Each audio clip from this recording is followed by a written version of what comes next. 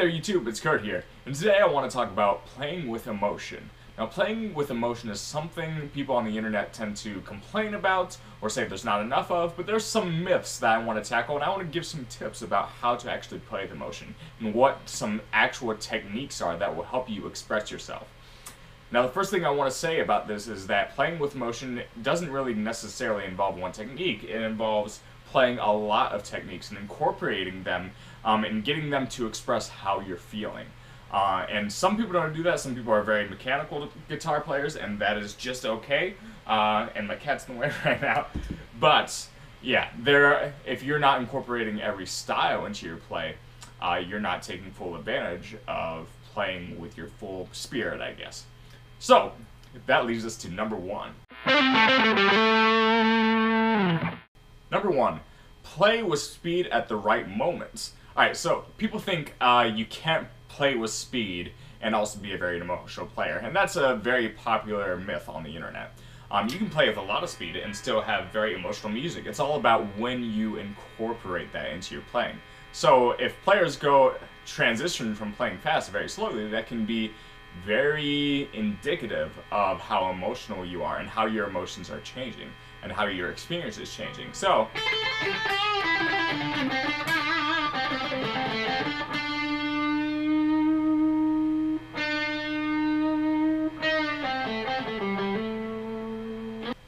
as you can see there, I went from playing a little bit faster to playing a little bit more slowly. And yeah, it doesn't really have to take away from your emotional playing when you play with speed. The thing is, you don't want to be going 1,000 miles an hour all the time. It's actually a great sense of virtuosity if you're able to go from playing very fast to playing very slowly and putting accents on your notes. So that is tip number one. Alright, so the second thing I want to talk about is bending and vibrato. Alright, so bending is very important. It can sound very emotional on its own because it's just going up. Yeah, so anytime you play a bend, it's going to sound nice and smooth when it's working its way up. But the thing is, you don't always have to bend in the same manner. You can be very creative with your bends. So you don't always even have to bend up a full note. You can just bend up a quarter tone and it'll give you a certain feel, especially if you're playing the blues. So instead of bending up the full note, that's one. You can just bend up a quarter tone.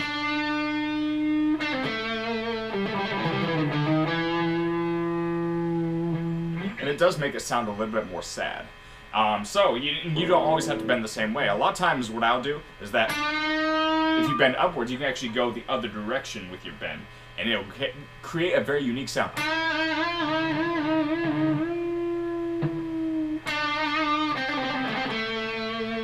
So it sounds real nice when you get that bend in tune, but if you don't have your bend in tune, that's okay. That sounds more emotional. When you bend it just a little bit out of tune, it just sounds just grindy and angsty, and that's really cool.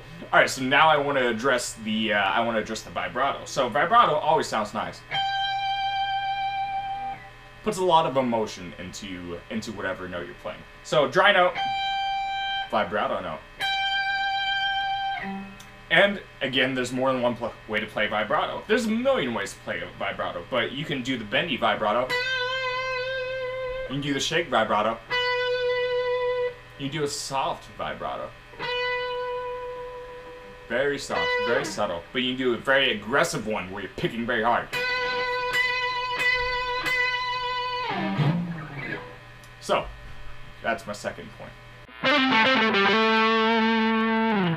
Alrighty guys, so the last point I'm going to make is that you should play the wrong notes. Yes, you should experiment. If you don't ever play the wrong notes, then just Richie Matt Blackmore, he recently said you're not exploring that much.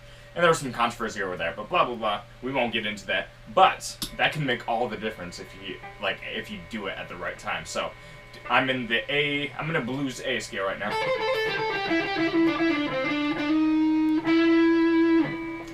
That was kind of part of the blues. Let me do a different note.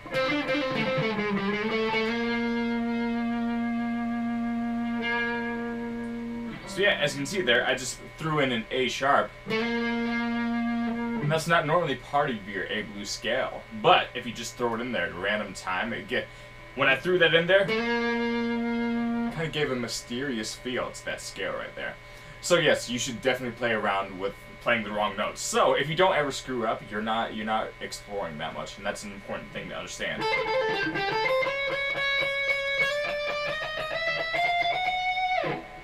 Yeah, just play around with your chromatic scale, and if you just do random things like that, it can sound really good. I wasn't really going for anything there, I was just going up to my chromatic scale, and yeah, if you play around with that, you'll find something great. So that's all I got for you guys. If you like this, subscribe and stuff like that. Ask any questions, I'll try to answer them as soon as possible, so I appreciate it, guys.